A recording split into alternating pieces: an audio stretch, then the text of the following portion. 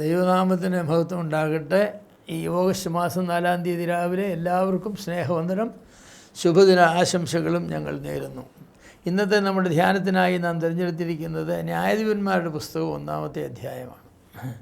രസകരമായ സംഭവങ്ങളാണ് ന്യായാധിപന്മാരുടെ പുസ്തകങ്ങളിലുള്ളത്, മുഴുവനുള്ളത്. വ്യത്യസ്തരായിരിക്കുന്ന ആളുകളെ ദൈവം തൻ്റെ ജനത്തിൻ്റെ രക്ഷയ്ക്ക് വേണ്ടി കാലാകാലങ്ങളിലായി എഴുന്നേൽപ്പിച്ചിട്ടും അവരാണ്. യോശുവ മരിച്ചു പോയി കഴിഞ്ഞപ്പോൾ പിന്നെ യോശുവയ്ക്ക് ഒരു പിൻഗാമിയെ നിയമിച്ചിട്ടല്ല പോയത്. മോശ മരിക്കുമ്പോൾ ഒരു യോശുവ ഉണ്ടായിരുന്നു, പക്ഷേ യോശു മരിക്കുമ്പോൾ പകരം ഒരാളെ ഉണ്ടായിരുന്നില്ല. അതിൻ്റെ വലിയൊരു ആപത്ത് അവർക്കുണ്ടായിരുന്നു. എന്താണെന്ന് ചോദിച്ചാൽ, ആരാണ് ഇനി ജനത്തെ നയിക്കേണ്ടതെന്ന ചോദ്യം അവരുടെ മുന്നിലുണ്ടായിരുന്നു. എന്നാൽ ശത്രുക്കളാണ് 4 ചുറ്റുമുള്ളത്. അതുകൊണ്ട് ഈ ശത്രുക്കളെ കൂടെ ഇസ്രായേൽ മക്കളെ ഞെരുക്കാനായിട്ട് യുദ്ധം ചെയ്യാനായിട്ട് വരും. എന്ന് മാത്രമല്ല, ഇസ്രായേൽ മക്കൾ ദൈവത്തോടകന്ന് പാപം ചെയ്യുമ്പോൾ ദൈവം ഈ ചുറ്റുമുള്ള ജാതികളെ കൊണ്ടുവന്ന് ഇവരെ പാഠം പഠിപ്പിക്കുകയും ചെയ്യും. അങ്ങനെയുള്ള സന്ദർഭങ്ങളിൽ ഇവരെ രക്ഷിക്കാനായിട്ട് ആരാണ്? അവർ ദൈവത്തോട് കരയുമ്പോൾ ദൈവം ഏതെങ്കിലും ഒരു ശക്തനായ വ്യക്തിയെ എഴുന്നേൽപ്പിക്കും. അവന് കൊടുത്ത പേരാണ് ന്യായാധിപൻ. അവനാണ് ന്യായം നടത്തുന്നതായിരിക്കുന്ന ആൾ. അങ്ങനെ ന്യായാധിപന്മാരുടെ കാലഘട്ടത്തിൽ നടന്ന ഒരു സംഭവമാണ് ഈ 1-ാമത്തെ അധ്യായത്തിലുള്ളത്. അവിടെ അങ്ങനെ അദോനി ബേസക്ക് എന്ന് പറഞ്ഞതായിരിക്കുന്ന ഒരു രാജാവിനെ കുറിച്ചാണ് പറയുന്നത്. ഇവർ യുദ്ധം ചെയ്ത് അദോനി ബേസക്കിനെ പിടികൂടി. അദോനി ബേസക്ക് വിദഗ്ധനായ ഒരു സർജനായിരുന്നു. അദ്ദേഹത്തെ വളരെ വിദഗ്ധനായ സർജനായിരുന്നു. 70 രാജാക്കന്മാരെ ഈ അദോനി ബേസക്ക് പിടികൂടി അവരുടെ കയ്യിൻ്റെയും കാലിൻ്റെയും പെരുവിരൽ മുറിച്ചു. 70 പേരുടെ പെരുവിരൽ മുറിച്ചു.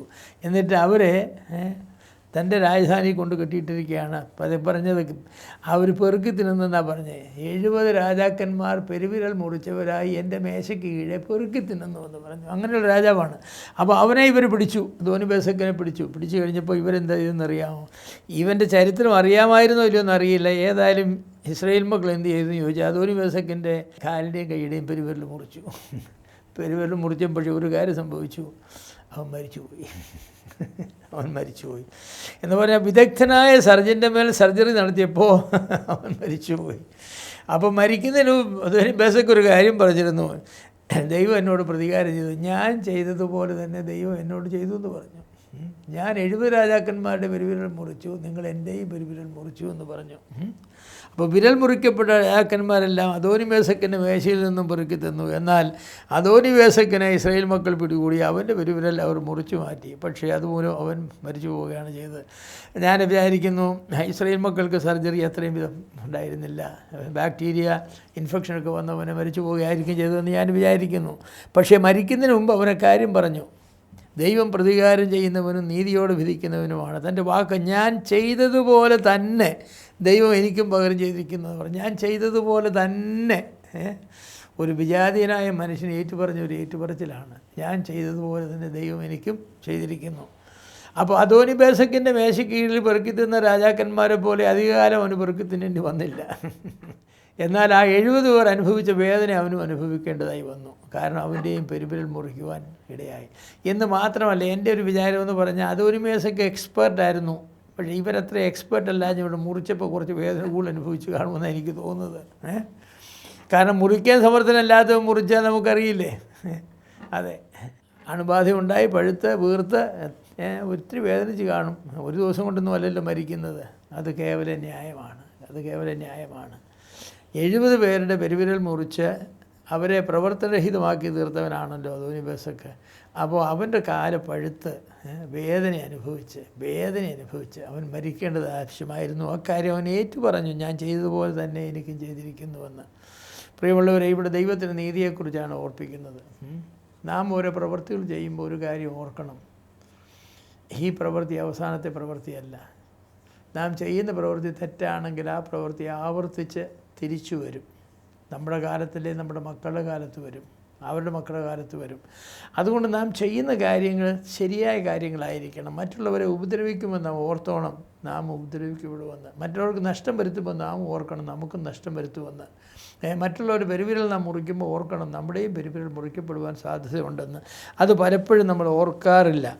ദൈവത്തിൻ്റെ നീതിയെക്കുറിച്ച് ഓർക്കുന്നത് എപ്പോഴും നല്ലതാണ്. വിതച്ചാൽ നാം കൊയ്യും, അങ്ങനെയാണല്ലോ പറഞ്ഞിരിക്കുന്നത്. വിതയ്ക്കുന്നത് തന്നെ കൊയ്യുമെന്നാണ്. അതുകൊണ്ട് യഹോവ പകരം തന്നാൽ നന്മയായിരിക്കുവാൻ നാം നന്മ തന്നെ ചെയ്യണം. ദൈവം നമ്മോട് പകരം ചെയ്താൽ നമുക്ക് നന്മയാകണമെങ്കിൽ നാം ചെയ്തതൊക്കെ നന്മയാകണം. നന്മ ചെയ്തവർക്കല്ലേ നന്മ വരൂ, തിന്മ ചെയ്തിട്ട് നന്മ വരുമില്ലല്ലോ. അവൻ ഓരോരുത്തർക്കും പ്രവൃത്തിക്ക് തക്കതല്ലേ കൊടുക്കുന്നത്. അങ്ങനെയാണ്. അപ്പോൾ ആരെയും ഉപദ്രവിക്കാതെ ജീവിച്ചാൽ നമ്മെ ആരും ഉപദ്രവിക്കുകയില്ല. ചിലപ്പോൾ ഇനി ആരെങ്കിലും ഉപദ്രവിച്ചാലും ദൈവം നന്മയ്ക്കാക്കി തീർക്കും. നാം ആരെയും വേദനിപ്പിക്കാതിരുന്നാൽ നമ്മളെ ആരും വേദനിപ്പിക്കില്ല. ഇനി ആരെങ്കിലും വേദനിപ്പിച്ചാലും ആ വേദനയ്ക്ക് പകരം ദൈവം നമുക്ക് ആശ്വാസം തീർച്ചയായിട്ടും നൽകി തരും. അതുകൊണ്ട് ഉപദ്രവിക്കപ്പെടാതിരിക്കുവാനുള്ള വഴി ഉപദ്രവിക്കാതിരിക്കുകയാണ്. ഭാവിക്ക് നന്മ വരുവാനുള്ള വഴി ഇപ്പോൾ നന്മ ചെയ്യുകയാണ്. തലമുറകളെ രക്ഷിക്കുവാനുള്ള വഴി നാം നമ്മുടെ തലമുറയിൽ നല്ലവരായിരിക്കുക എന്നുള്ളതാണ്. അതുകൊണ്ട് ഈ അദോനി ബേസക്കിൻ്റെ ചരിത്രം നമ്മെ പഠിപ്പിക്കുന്നത്, അദോനി ബേസക്കിൻ്റെ ഏറ്റുപറച്ചിൽ എനിക്ക് വളരെ ഒരു നല്ല ഏറ്റുപറച്ചിലാണ്. എന്താണ്? ഞാൻ ചെയ്തതുപോലെ തന്നെ ദൈവം എനിക്കും പകരം ചെയ്തിരിക്കുന്നു. അപ്പോൾ നോക്കണം, ദൈവം പകരം ചെയ്യുന്നവനാണ്. കാര്യം നാം മറന്നു കളയരുത്. ദൈവം പകരം ചെയ്യുന്നതിന് സ്റ്റാൻഡേർഡ് വെച്ചിട്ടുണ്ട്. എന്താണ്? നാം ചെയ്തതിന് തക്കവണ്ണമാണ് ദൈവം ചെയ്യുന്നത്. അങ്ങനെ പറഞ്ഞാൽ ഓരോരുത്തരും ശരീരത്തിരിക്കുമ്പോൾ ചെയ്തതിന് തക്കവണ്ണം.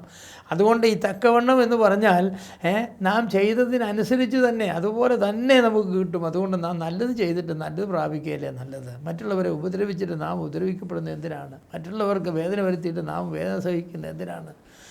പൗത്രോസിൻ്റെ ഭാഷയിൽ പറഞ്ഞാൽ ക്രിസ്ത്യാനിയായി കഷ്ടം സഹിക്കുക, നേര് ചെയ്തിട്ട് കഷ്ടം സഹിക്കുക. അങ്ങനെയാണ്.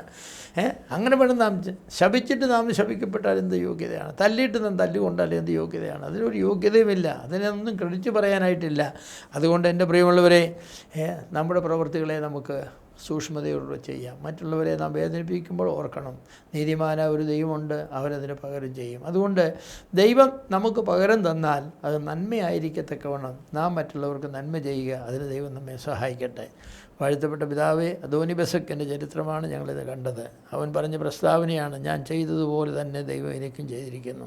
ഞങ്ങളത് ഓർക്കുവാൻ സഹായിക്കണമേ. മറ്റുള്ളവരുള്ള ഞങ്ങളുടെ ഇടപാടിൽ ഞങ്ങൾ ഒരിക്കലും തെറ്റ് ചെയ്യരുത്. അവരെ ഉപദ്രവിക്കരുത്, അവർക്ക് വേദന ഉണ്ടാക്കരുത്, അവർക്ക് കർത്താവെ നഷ്ടം വരുത്തരുത്. അങ്ങനെ ഞങ്ങൾ ജീവിച്ചാൽ ദൈവം ഞങ്ങളെയും ഞങ്ങൾ ചെയ്തതുപോലെ തന്നെ ഞങ്ങൾക്ക് തരുമ്പോൾ ഞങ്ങൾ സന്തോഷിക്കും, ഞങ്ങൾക്ക് നന്മ വരും. അതിന് ഞങ്ങളെ സഹായിക്കണമേ. ഈ ദിവസത്തെ അനുഗ്രഹിക്കണമേ. കർത്താവിന് വേണ്ടി ജീവിപ്പാൻ ഞങ്ങളെ സഹായിക്കണമേ. യേശു ക്രിസ്തുവിൻ്റെ വലിയ നാമത്തിൽ തന്നെ. ആമേൻ.